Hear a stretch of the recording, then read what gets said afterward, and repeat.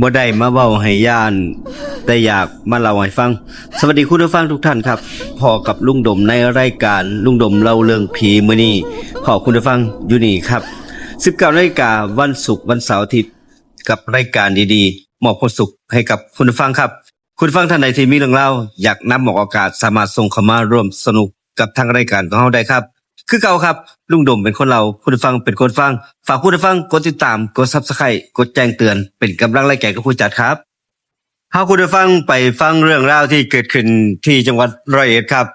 มีคุณผู้ฟังอีกท่านนึงที่ส่งเข้ามาร่วมสนุกกับทางรายการของเราเรื่องราวเกิดขึ้นอยู่แบบนี้ครับคุณผู้ฟังหอพักเก่าๆแห่งหนึ่งอยู่ในตัวเมืองจังหวัดร้อยเอ็ดตั้งอยู่บ่ไกลจากที่ทำงานของผู้ชายคนหนึ่งผู้ชายคนนี้ได้ย้ายจากกรุงเทพไปทำงานอยู่จังหวัดร้อยเอ็ดในเวลานั้นครับหอพักนี้มีทั้งหมดอยู่3ชั้นหอพักเรียงรายเต็มไปกับคนที่มาเช่าห้องอยู่กันเต็มทุกห้องครับด้านบนสุดดาดฟ้ามีถังน้ำมีร้านสำหรับตากผ้ามีถังน้ำอยู่2ใบมองเห็นวิวของตัวเมืองจังหวัดร้อยเอ็ดอย่างชัดเจนมีถังขนาดใหญ่ใส่น้ำสำหรับใส่อยู่ในอาคารถึง2ใบสูงราวๆจักประมาณ2เมตรครับคุณผู้ฟังแต่สิ่งที่บ่มีผู้ใดคาดคิดบนดาดฟ้านั่นเองที่เป็นจุดกลายเป็นเรื่องราวกลายเป็นต้นเหตุของความสยองขวัญเกิดขึ้นทั้งหอพักตอนนั้นครับคืนนั้นเป็นคืนเดือนหงายครับแสงจันทร์สาดส่องลงมาทั่วหอพักหนุ่มสาวคู่หนึ่งเพิ่งย้ายเข้ามาอยู่ในหอพักหม้องนี้ใหม่ๆทั้ง2คนได้ไปเช่าอยู่ห้องด้านบนชั้น3ห้องนั้นติดกับบันไดทางขึ้นไปดาดฟ้าหม้องที่เป็นดาดฟ้าหม้องคนที่ขึ้นไปตากผ้าอยู่ดาดฟ้าที่มีถังน้ำอยู่2ใบมองหันแล้วครับเสียงเหมือนคือยังคนทะเลาะกันแบบทะเลาะอย่างรุนแรงเสียงตะโกนเสียงห้องเสียงด่ากันเสียงกรีดร้องและเสียงของบางอย่างได้ยินเสียงของหนักๆตกกระแทกพื้นดังสนั่นในคืนหนึ่งครับพวกเขาตั้งใจคนในหอพักหลายๆคนได้ยินเสียงนั้นก็ตั้งใจฟังกันแต่พอเสียงนั้นจบลงหอพักกับเงียบสนิทบ่มีหยังเกิดขึ้นหลังจากเหตุการณ์ที่ขึ้นนั้นมีคนได้ยินเสียงคล้ายๆของตกหล่นลงมากระแทกกับพื้นเวลาผ่านไปได้7 มื้อครับทุกคนในหอพักเริ่มได้กลิ่นเหม็นเน่าร้อยคุ้งมาทั้งหอพักแต่ละสั้นละสั้นกลิ่นนั้นแห้งขึ้นทุกมื้อจนหลายๆคนกินข้าวแทบสิบ่ลงน้ำใส่จ่ายน้ำอยู่ในหอพักเริ่มสิมีกลิ่นเหม็นติดขึ้นมาผู้หญิงห้องหนึ่งเพิ่นเล่าให้ฟังว่าแบบนี้ครับคุณผู้ฟังเพิ่นอาบน้ำเพิ่นว่ารู้สึกว่ามีเอียงจักอย่างหนึ่งติดนิ้วไหลมาตามก๊อกน้ำพอมองลงไป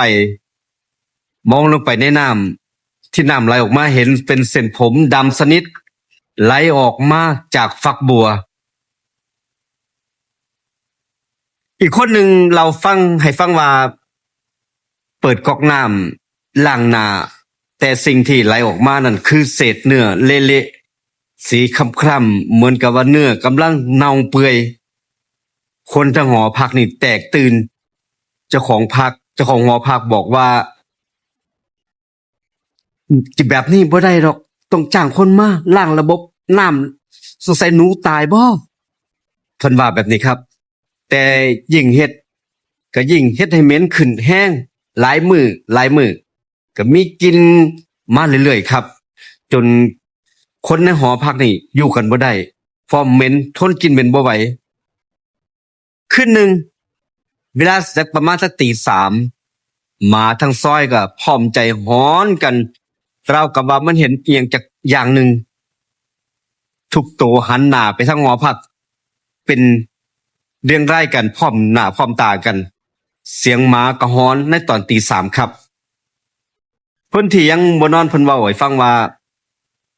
คืนหนึ่งได้ยินเสียงคนย่างแบบหนักๆย่างขึ้นบันไดขึ้นลงอยู่แบบนั้นเสียงดังขึ้นเดินขึ้นเดินลงเดินขึ้นเดินลงทั้งที่เวลานั้นท้องหอพักหลับกันเบิดเสียงนั้นดังอยู่หลายคืนจนทุกคนเริ่มหวาดกลัวบ่มีผู้ใดกล้าออกมาเบิ่งเมื่อได้ยินเสียงนั้นและแล้วในที่สุดครับผู้ใดฟังเจ้าของหอก็ทนบ่ไหวจึงแจ้งตำรวจให้มาตรวจสอบตำรวจดมกลินเดินหากลิ่นไล่ตามทีละจุดทีละห้องก่อนสิมาหยุดนิ่งอยู่บนดาดฟ้าหอพักมองหันครับ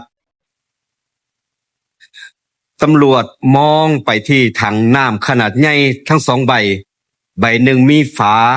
ถังปิดไว้สนิทราวกับว่ามีผู้ใดจะคนหนึ่งเปิดไว้ก่อนหน้านั้น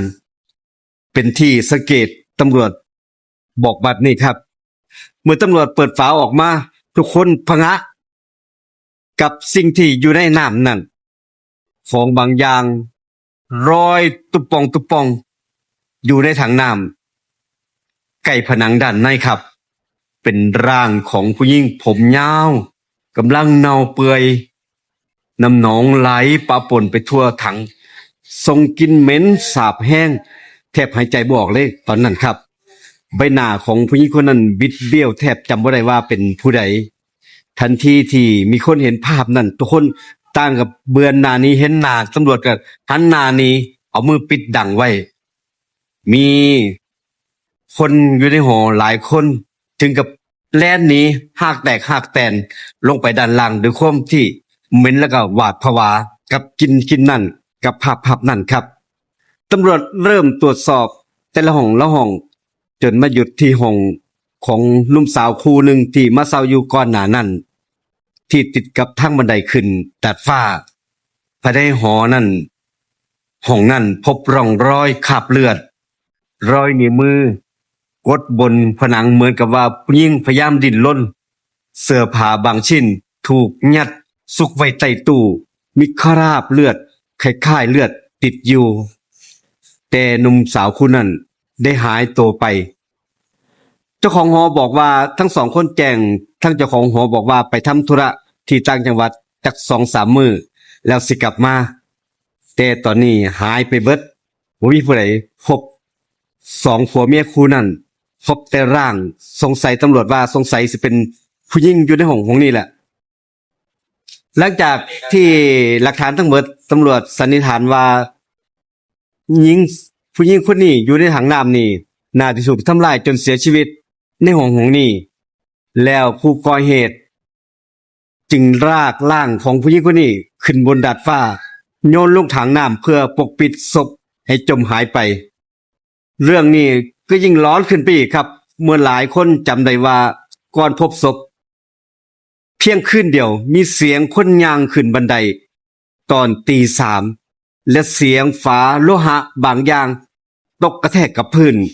เหมือนกับว่ามีของแข็งสักอย่างหนึ่งตกลงพื้นครับเหมือนกับว่ามีผู้ใดโยนของบางอย่างลงในถังน้ำมองหันหลังเหตุการณ์เกิดขึ้นคนทั้งหอพักเริ่มย้ายออกไปเบิดในเวลาบ่กี่มื้อครับแต่บ่กี่คืนถัดมาไทบ้านแถวนั้นเพิ่นเล่าว่าตอนกลางคืนมื้อดึกๆมื้อคืนเดือนง่ายเห็นผู้หญิงผมยาวยืนอยู่บนดาดฟ้าบางคืนได้ยินเสียงผู้หญิงร้องไห้บางคืนหมาหอนพร้อมกันหมอบแบบหันหน้าไปทางหอพักมองหันและที่ร้อนที่สุดก็คือคนที่ยังอยู่บนชั้น3เล่าว่าได้ยินเสียงผู้หญิงเดินขึ้นบันไดมาหยุดตรงหน้าห้องของหนุ่มสาวคู่นั้นทุกคืนทั้งที่ห้องนั้นปิดตายตั้งแต่มื้อพบศพของผู้หญิงคนนั้นเรื่องจากผู้ฟังที่เรามาจากจังหวัดร้อยเอ็ดส่งเข้ามารวบสรุปกับทางรายการครับ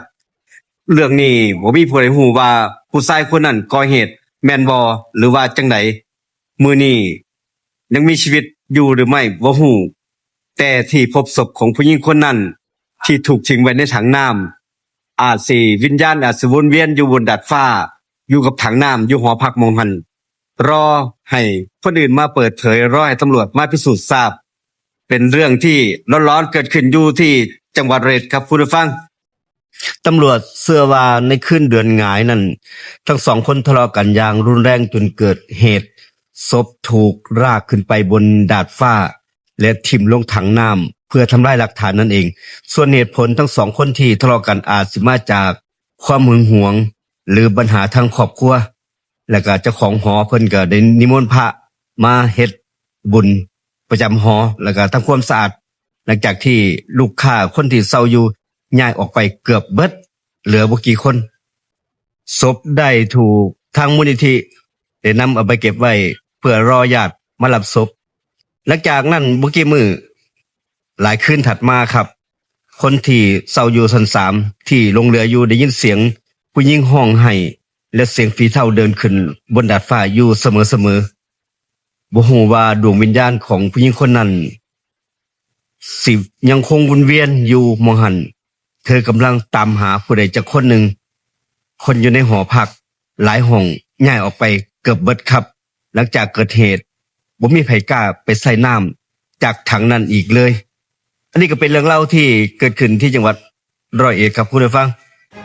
สำหรับคุณผู้ฟังที่มีเรื่องหรือว่าอยากที่คอมเมนต์ให้กำลังใจผู้จัดก็คอมเมนต์มาใต้คลิปนี้ได้ครับแสดงความคิดเห็นแล้วก็แลกเปลี่ยนกันครับคุณผู้ฟังที่ส่งเข้ามาทางรายการของเรามีของสมนาคุณให้กับทุกท่านครับขอบคุณอีกครั้งหนึ่งสำหรับของบันทึกเสียงรบโทษเรคคอร์ดภาพและบทจาก AI เราโดยลุงดมเราลึกผีมื้อนี้แล้วคุณฟังไปก่อนเจอกันคลิปหน้าอีพีหน้าครับสวัสดีครับ